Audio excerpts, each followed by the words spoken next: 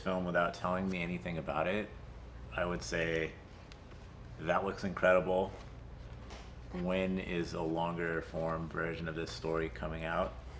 But then, if you dig into the technical details, we find out that you actually filmed this with an iPhone.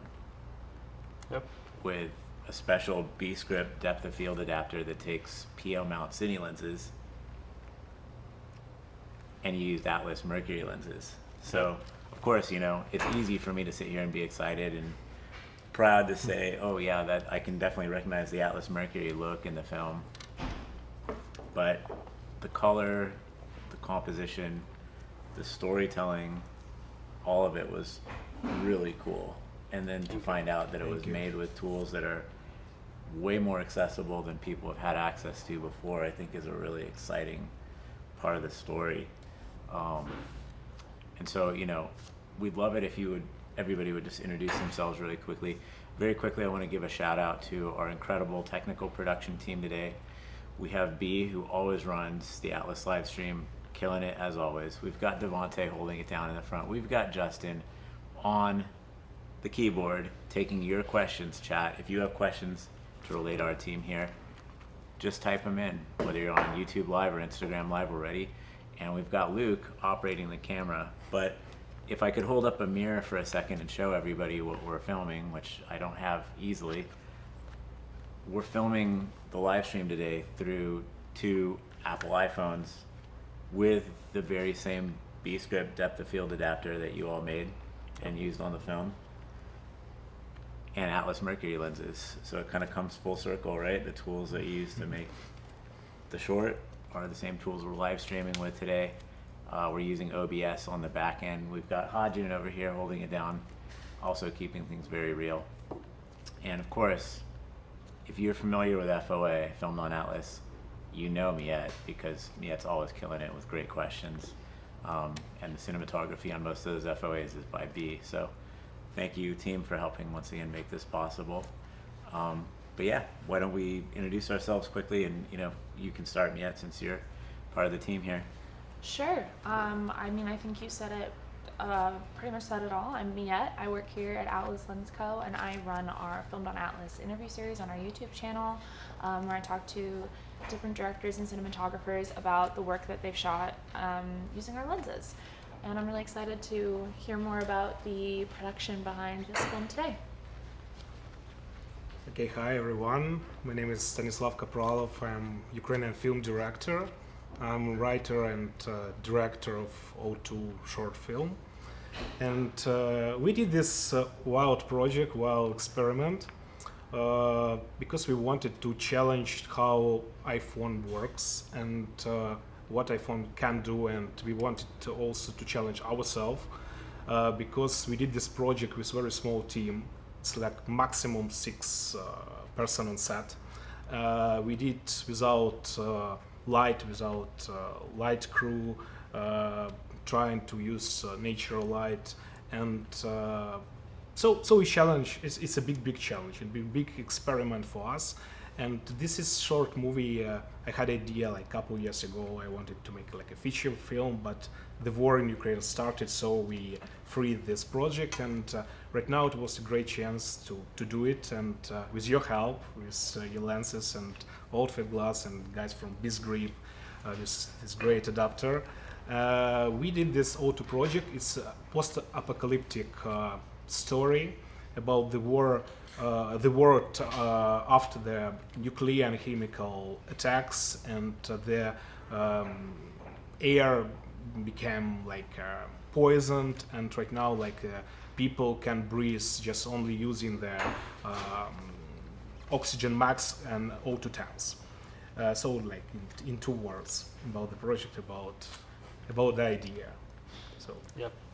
Hey everyone, my name is Vadym, and I'm a founder and CEO of Beastgrip. So we basically make filmmaking tools for iPhone, for Android phones. Yeah, that's all. Yeah, hi, and I'm Eugene Usanov. I'm a DP of this project, and the crazy person who jumped into the project with the iPhone full frame anamorphic lens with a natural light. Well, I have to hand it to you guys. I think the film looked incredible. Thank you. Thank you. If you didn't tell me it was shot on iPhone, I would never have guessed right off the bat. So I think that's a testament to the idea of let the tools themselves become invisible to the process of making the film, and it's really about the creativity and the spirit behind it that goes into it. Yeah. So that's really exciting. And of course, as tool makers, we know how important the tools actually are, but the tools shouldn't be a crutch that we need to lean on or something that prevents us from making great art or telling a great story.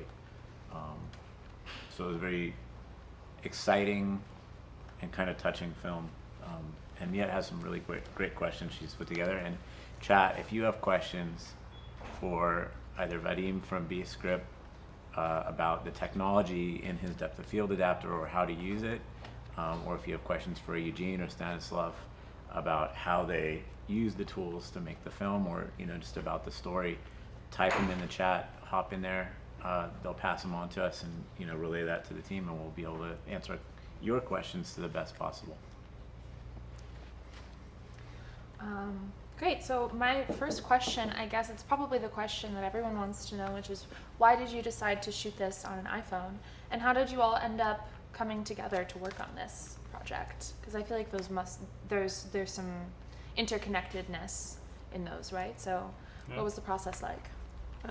Not too much interconnectedness, but because we're all Ukrainians, and we met with Vadym about 6-7 years ago when he started to work on this, and even 6 years ago I realized that it's cool, it's like a future, it's something interesting, because I like some revolutionary things and I like to make challenged. And why iPhone? Because we wanted to do it in small team.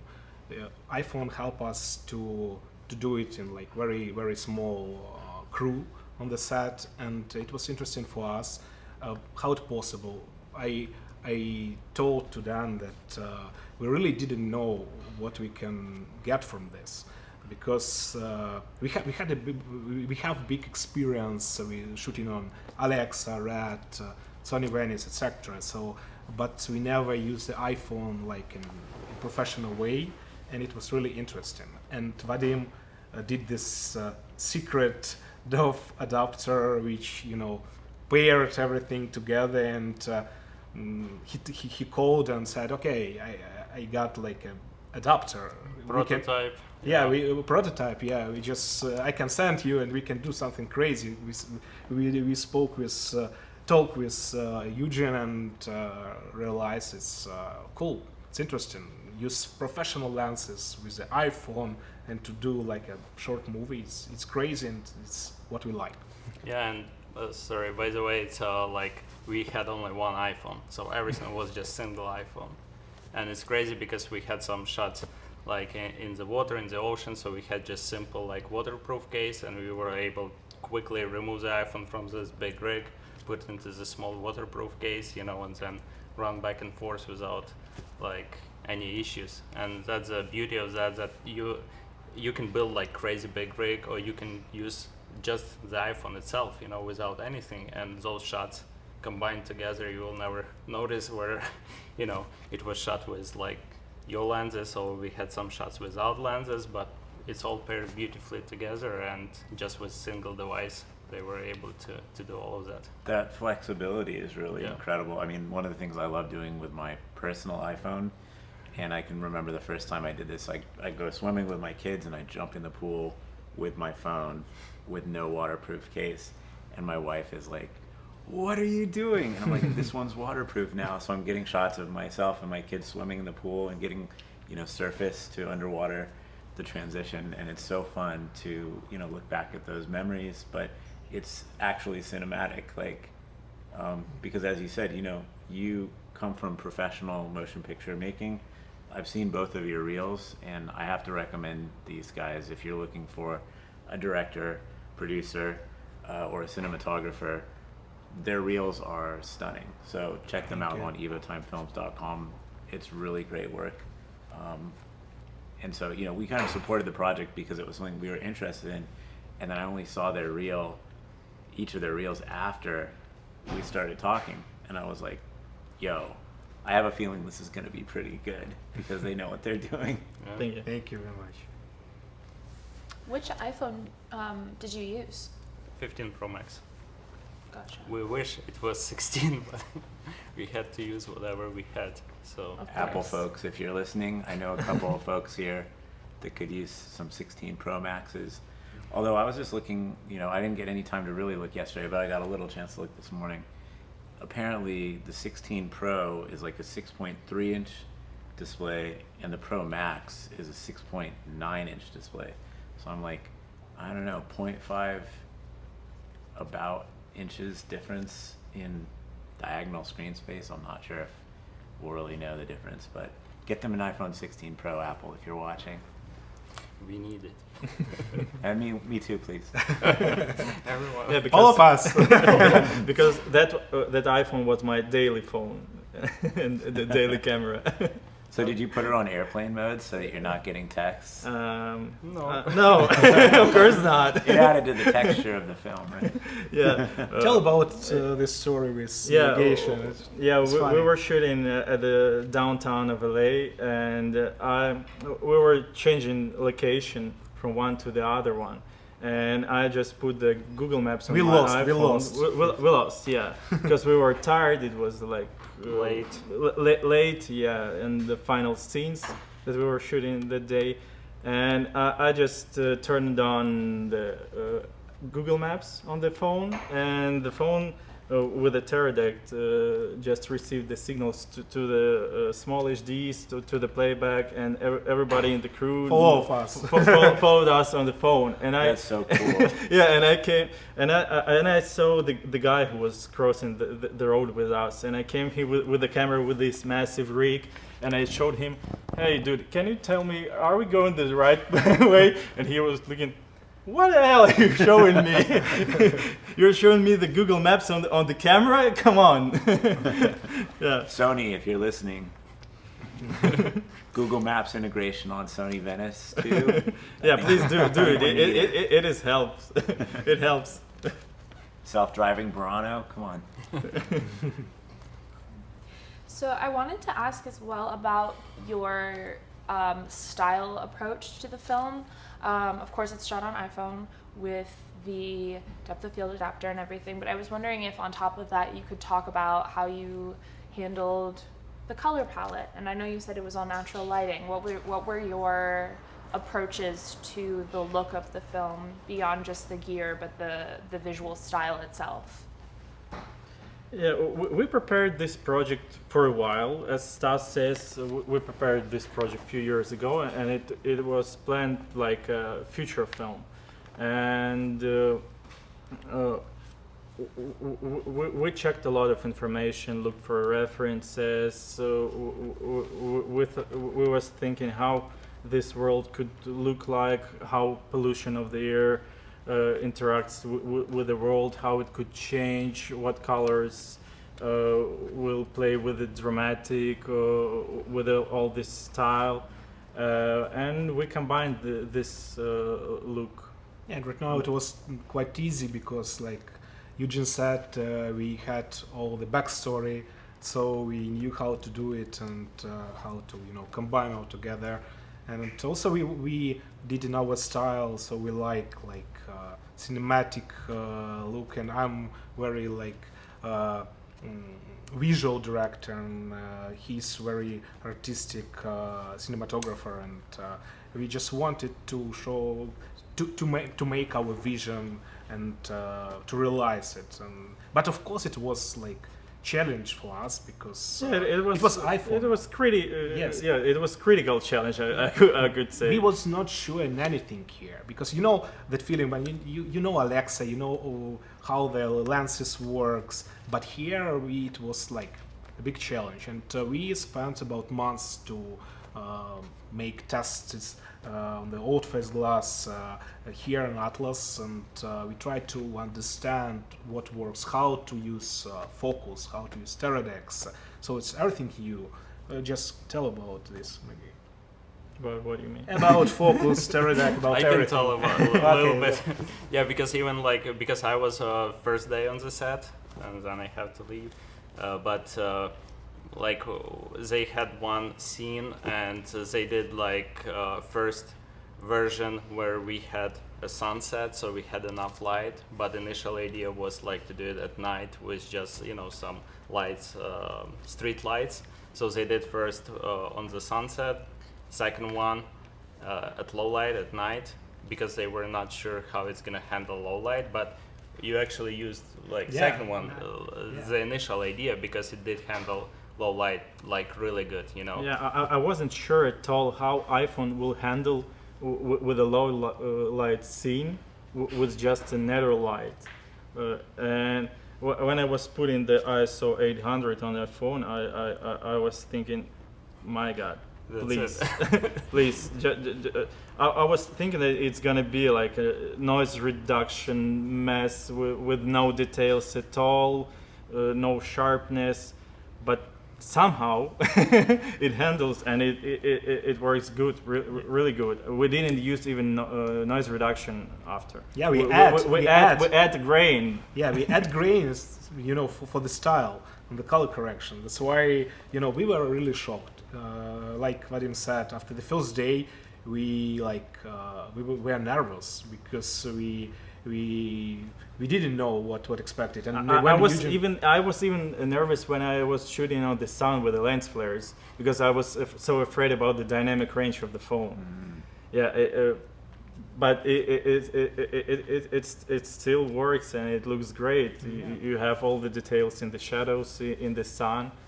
And I also want to tell about metamorphose, like my attention to the iPhone shooting, because the first day it was attention like like an iPhone shooting. I'm shooting. You're an always iPhone, thinking that you're shooting on shooting the an iPhone. And okay, the second day I realized that my attention changed. It was like a setup, professional setup, and I forgot about the iPhone. I just started to work and thinking about scene, about the actors, about dynamics. So it's interesting. Very cool.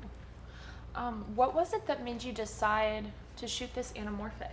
Because you're already dealing with shooting on an iPhone, right? I would imagine anamorphic introduces even more layers to how to make all of those things fit together.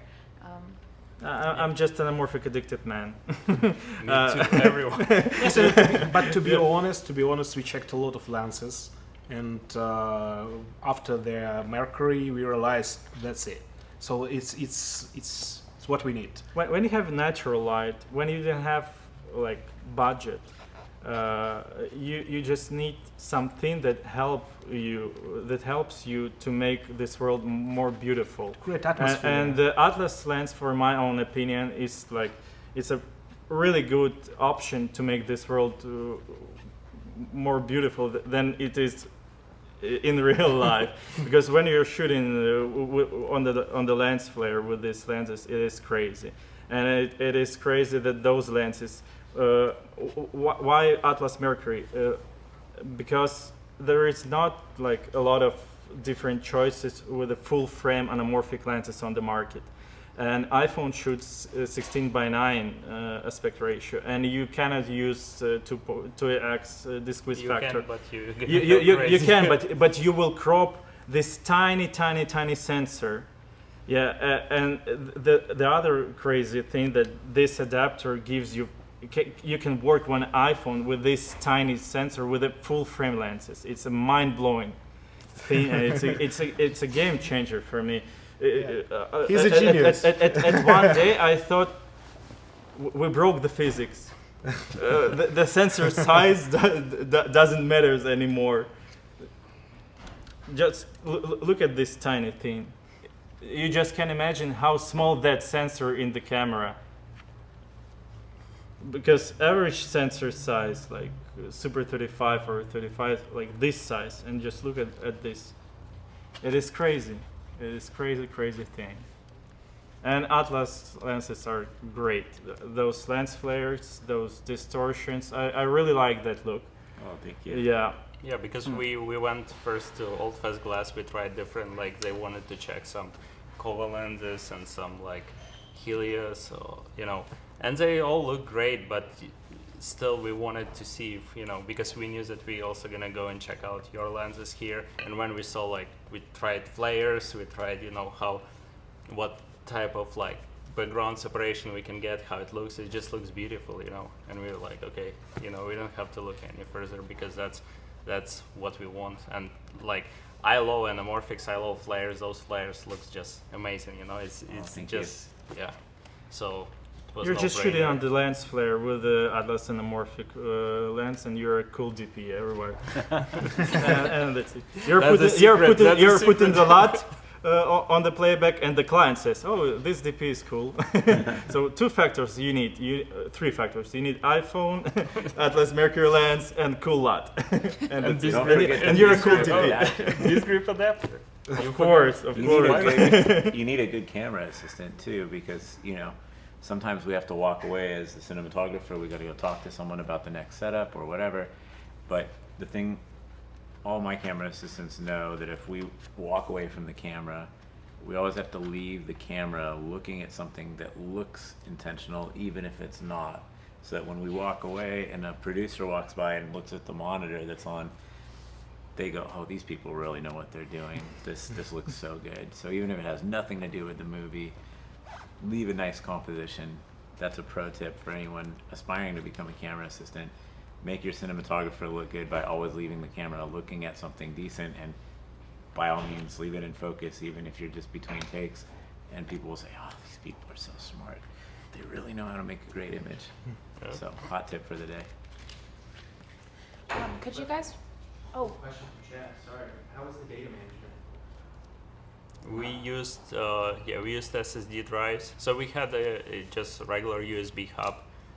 So we were able to run the power to the system, connect HDMI cable for like Teradek. So you need the Type-C hub that has power delivery Type-C port. You need HDMI port to receive the signal to the Teradek that will receive to the other. And you need one more Type-C or For Type-A for SSD, and that's it. Yeah, and So also 3 cables, HDMI and 2 USB-C, one with the power delivery just to power the camera. And you can work on one battery like for half of day. yeah, and for drives it was SanDisk SSD drives. Yeah, and also we found out a problem during the scouting that iPhone overheat, and it was really a problem because we planned to shoot at summertime in Death Valley, so we are crazy. So it was extremely heat there, and we realized it's a problem because iPhone just stopped, and During the scout, it stopped like after 3 or 5 minutes while Yeah, we it was exited the like- car, because it was like 124 Fahrenheit or 50 Celsius over there. And we called him, man, you have to do something, and he did it in 2 hours. Just Yeah, and- look.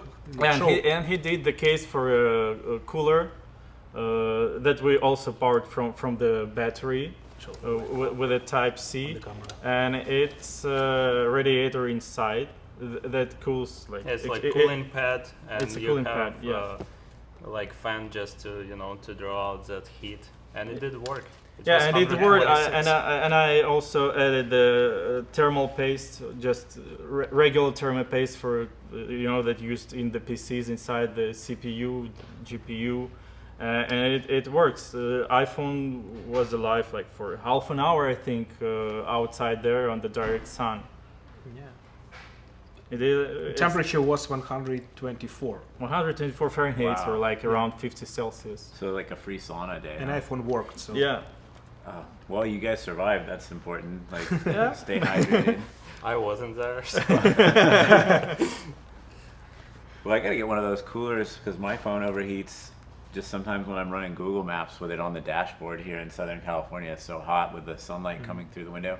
Even with my air conditioning vent blowing onto the phone, if I'm charging the phone Yeah. like you guys were doing, and running Google Maps and the sun's on it, game over. So I can only imagine, shooting ProRes 422 with an external monitor with a cage around it.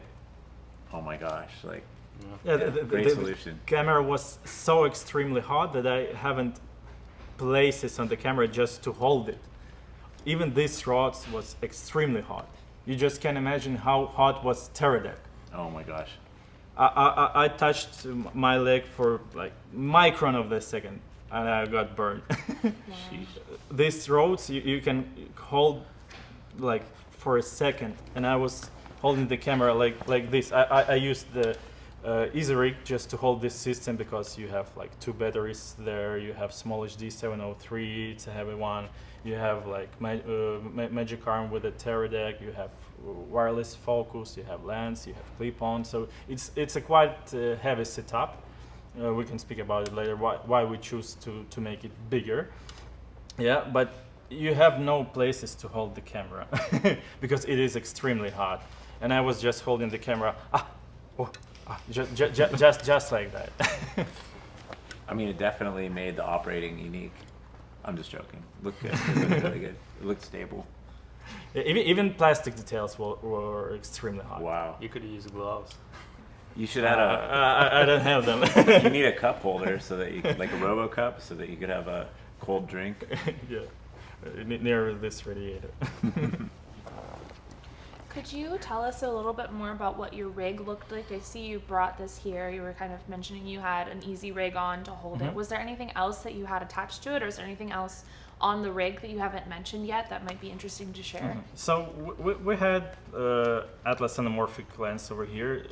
We chose macro because it's like full frame lens, 155 squeeze factor, and they are really small. And it is a cool thing. We used like longer rods over here, and we put the battery on the other side just to balance camera. And the Easy Rig was fixed over here, and because you have the heavy front over here, you like don't have camera at all. I mean the weight, and you have the battery over here. So we balanced it perfectly. And we had a Teradek over here, small HD 703 over here, and the wireless focus, and the hub at the bottom. Yeah, and the handhelds, and that's it. Yeah, we have on Instagram a bunch of reels that we posted with, last week, where you can see that whole setup. But yeah, it was heavy, but it was balanced. We must to make it more heavy that just iPhone with a lens, because you need to make it more stable to avoid this, small shakes or this popular problem with the small cameras when you have like very bad shakes. Yes, especially like when you're shooting on a Sony Venice with a Reality, you have the same problem. It is a cool option that you can have it. Yeah, but that rig is so small, though so light that you're getting this shape. Yeah, so that's why we balanced handheld. So it was like a plan, because we need people feel this post-apocalyptic atmosphere, to feel nervous with the image, and that's why we need like this dynamic of the camera look like professional. That's why we chose such a big rig. Yeah, and I remember on the first day when he was doing some shot, and you were telling him, okay, add a little bit more motion because it's too stable. It was just like solid and stable, so he had to move camera to add the motion. Yeah, it was really balanced. Heavy, but really nice balance. I know you mentioned that you shot in the heat in the SoCal desert. How long did it take to shoot this film? On the hit or in general? In general, it's 5 days. 5 days. 5 shooting days, yeah. But we had a lot of locations, and sometimes we drive there 4 or 5 hours, and that's why it's 5 days. But when you're working on the low budget, you better to have more shooting days and prepare it better. Choose correct time to shoot, correct direction to shoot. So some days we shot like only for 2 hours, and some days we shot like for how many? I think 14 hours. Maximum was like 12? 18 hours. 18 hours. Or even 20 hours. 20 hours the second day shoot. Yeah, it's like Ukrainians can work Ukraine 20 hours. Okay. Yeah. My record is, as I remember, 72 hours sunset. I don't remember. So I can't compete with 20 that. hours, it's like easy peasy for me. I wanted to ask as well what the color grading process was like working with iPhone footage. Was it different than other projects that you've worked on? I don't think so. I don't think so because you have like cool codec 422 HQ. You have like everything works as usual. You just checking the different styles and that's it. You can use even like a 3D lot on the stage, yeah. But I didn't. I usually use on the set just to show to the client or to the director how the final look could look like. But when you're shooting on the new camera, I prefer to shoot with a Rec 709 just to understand what we have to work with after, how. Camera managed with the extreme colors like magenta colors, all this kind of stuff. I think more problem was to make color with AI generated shots because it's another challenge for us because we wanted to try how it works and we trying to to test in the AI for a while with Eugene. And in these projects, we wanted to use like AI-generated shots by ourselves and to change the VFX shots on AI because it's also interesting for us because we feel it's like the future. And it was a problem because it's not a very good quality. And it is 720p 8 bits. Mm-hmm. So it is one more challenge for us. So just not like those generated images that you use for some of the VFX plates, for instance, like the large scale VFX of the freeway in the post-apocalyptic it is world. fully generated in AI. I mean, I'm blown away because you look at those and you just need a little bit of a few seconds of it, maybe even a fraction of a second to kind of, the human mind fills in the details, right? So our own human intelligence is supplementing sort of an artificial intelligence suggestion of what it might be. But I think your point is very important to know, like, compared to the quality and color detail and richness that you're capturing with a Apple log in ProRes 422 4K, it just doesn't hold up in terms of that quality, but you can supplement it, right, with the right sort of like human intervention. Yeah. So it's really interesting.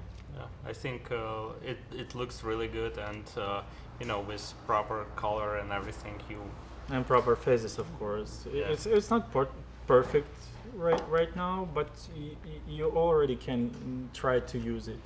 Yeah. It's very hard to get the realism from AI right now, but I think we try to find the way.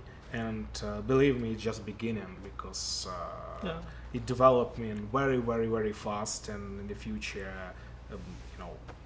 it's a future of filmmaking. Yeah, we're on the edge of the revolution, I think, because this thing, I'm just remembering those days when the Canon 5D Mark II appears on the market, and it was a revolution, and the market separates on two sides.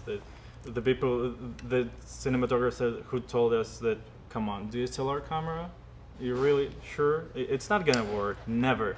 Same was with the red cameras, Red 1, when the people came to the digital world. And right now, iPhone camera, mobile cinematography, AI. So we're on the revolution time right now.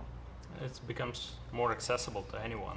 I mean, with such a short period of time, we were able to pull this project. Of course, it's like all the talent behind the camera and everything, but still, to put it all together with an iPhone, some AI, to tell this story this way, I think it looks pretty good.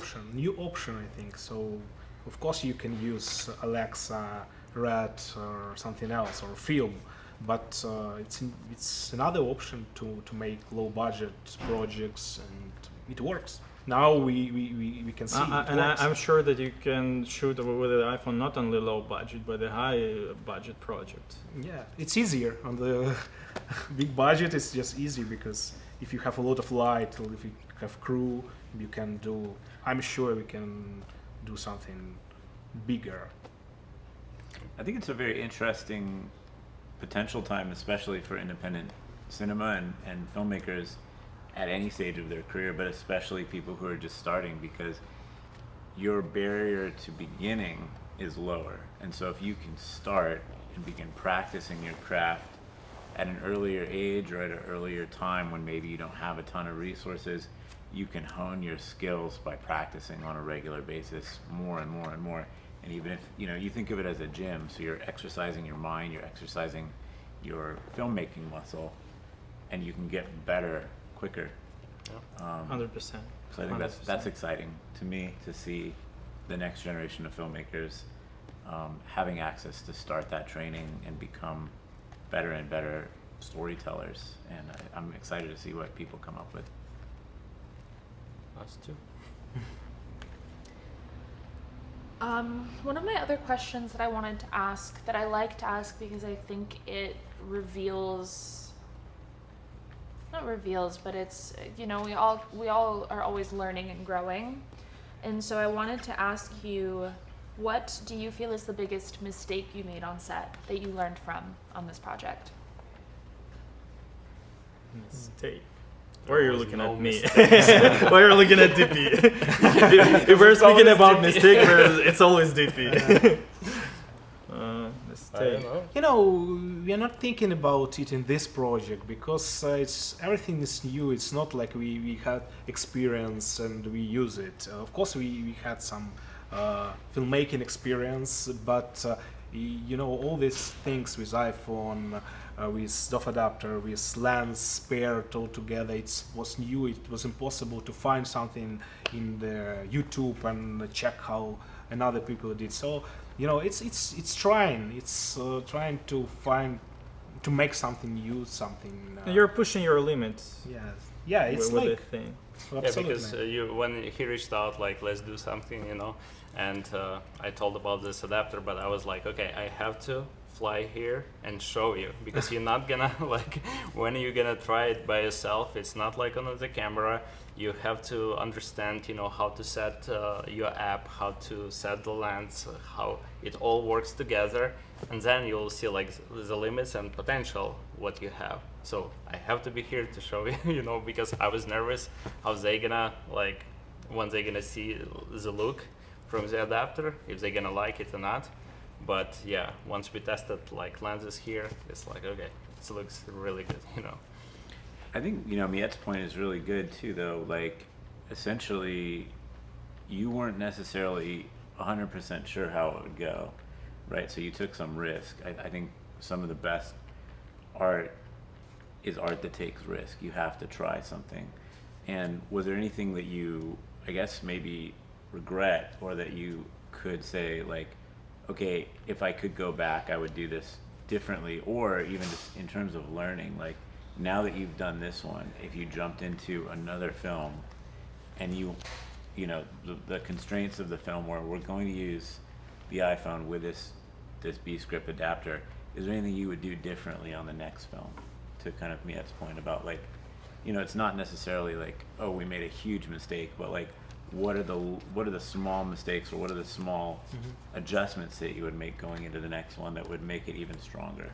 We like to call it buds, and that's something that Miet taught me, is like roses, buds, and thorns. Like, roses are your wins, buds are like potential growth discoveries, and then thorns are like, oh, this didn't go so good. So it sounds like nothing went too bad, other than you found out it was overheating and you solved that pretty quickly. But, like, are there any other sort of, like, inspirations that you took from this, that going into the next one you're going to be like, we got this?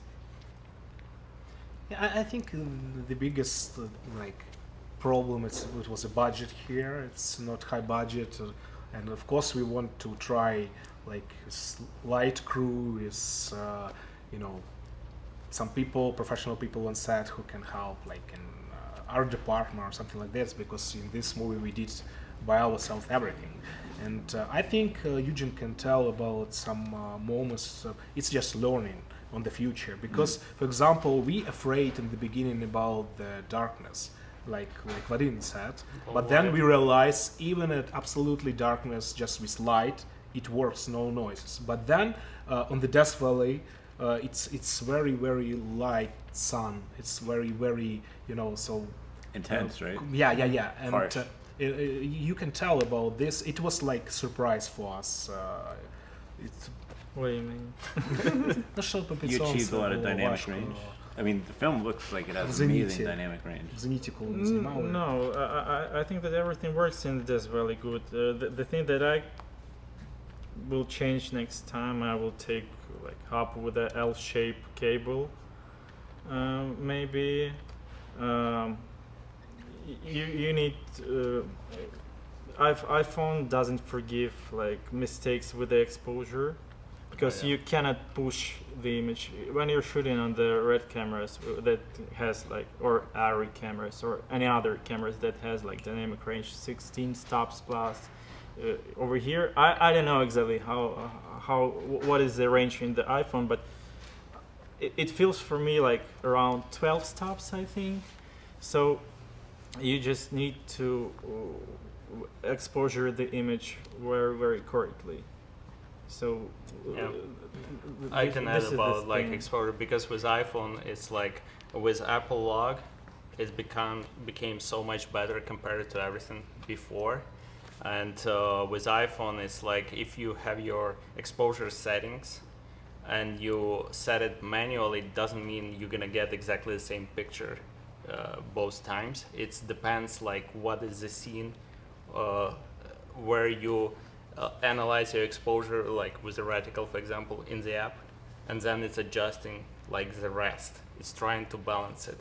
So yes, you have ISO, you have shutter speed, but it's not like exact numbers and values that gonna give you exactly the same result every time. So I think it's sometimes like right now with 15 and Apple Log, it's like 1,000 times better than before. We even like in our app had to add like a different type of exposure control to mimic like how native camera app works, because it's a whole different story, about exposure on iPhone. But yeah, sometimes you kind of have to reset and let it analyze the scene, to get the most of the dynamic range, because it's a little bit different than standard camera.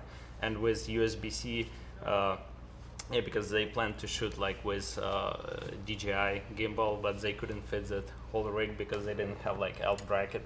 Yeah, because of for the balance cable. of this thing. Usually you have like lens at the middle of the camera, and when you're putting this thing even inside the DJI running 2, your balance shifted to the side, and you need to add the weight over here. And we had only the hub like with a straight cable, and that hits the ring of the DJI running.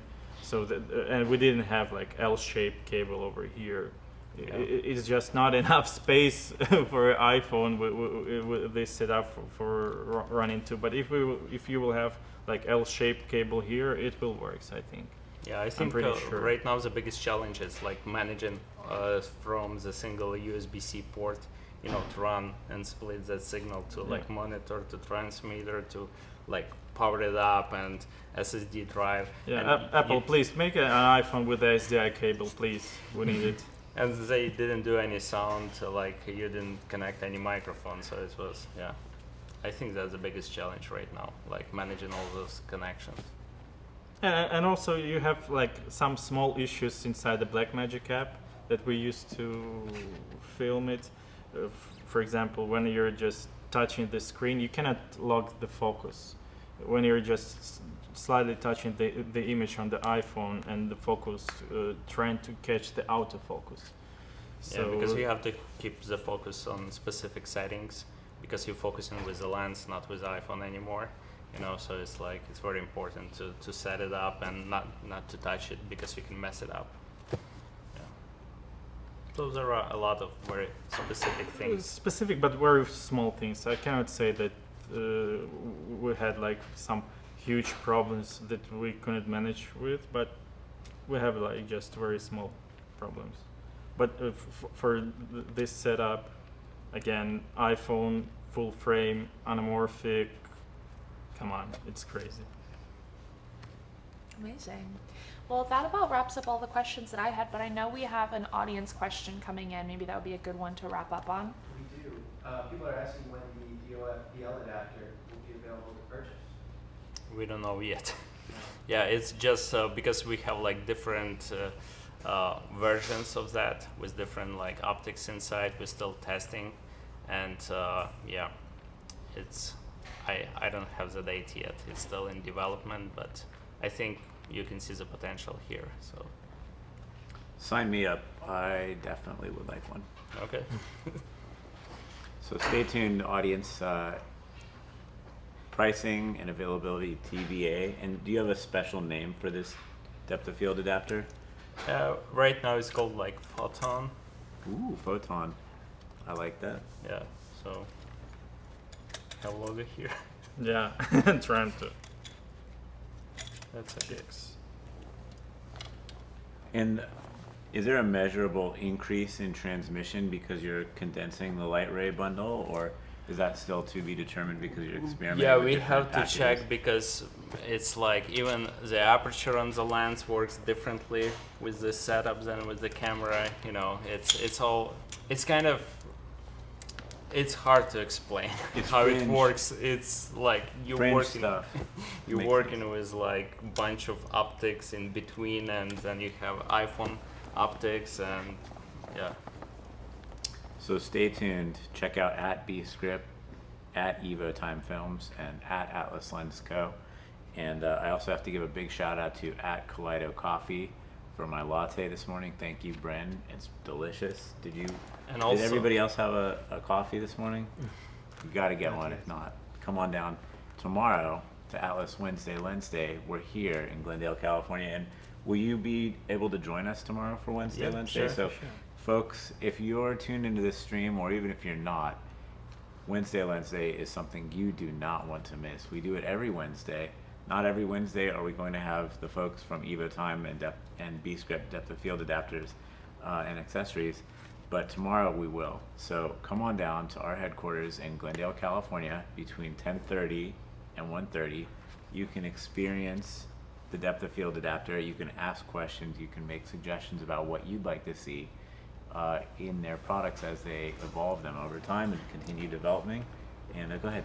I just want to add a little bit because we told that we have very small crew on set, but we had very professional and cool crew for the post-production because it's all our friends, all people who believe in these wild ideas, and they did it enthusiastic, and it's really big professional guys like who in editor like Daniel Dudkov, like fantastic composer Ricardo Curta, is colorist, great colorist Sandy And Adler. Adler, yeah. Yes, He's and a great cool sound designer. I work on some feature films. He's from, Dima Suhodol. from Barcelona. He's like Javi Max, and VFX guy who also helped us in some points, is like Dmitry Suhodol. So I want just to thank them because they helped us, and without them it would be impossible to realize this project. And also Old Fast Glass, because they also supported this project, so we want to Yeah, say guys, thank you. thank Shout you out for your Mark and support. everyone at Old Fast. Yeah, Thank you for your support. It is very cool to have people that will help you these crazy in these ideas, yeah. crazy ambitious projects. Thank you, guys. And you were mentioning off camera the makeup artist too also is in the film, right? Yeah, So- absolutely. It's also our friend from Ukraine. She's living here, and she makes amazing works, and you can also check her on Instagram. And So the prosthetics were scary, yeah. and and by the way, she did it alone. Two things, two monsters for just one day alone, Wow. without any assistant. So it's like how she can work. Yeah. it's a labor of love. We can see on the screen the results of everyone who put their time, energy, and effort into making this film. It's really cool, and I can sense that there might be a little bit of allegory to the film too, and looking at the condition of the world that we're in, with people killing each other and fighting in a way that's just not right. So I can kind of like read those undertones. So it's cool to see kind of a statement that's balancing it all And you know, of course, this is entertainment, but it's also food for thought. You know, we don't want to end up in a future where people are suffering and struggling to survive for little tanks of O2. So treat each other better. I know I'm trying. But yeah, thank you folks for coming on board today and showing us your film, talking about the process you used to make the film. Thank you everyone in the audience for tuning in, and come on down to Wednesday Lens Day tomorrow. Experience it. If you can't make it tomorrow, we're here every Wednesday doing it. So come on back. Hope you're all having a great Tuesday no matter where you are in the world, and we hope to see you tomorrow at Wednesday Lens Day. Take care. Thank you, guys. Thank you. Thank you. Subscribe.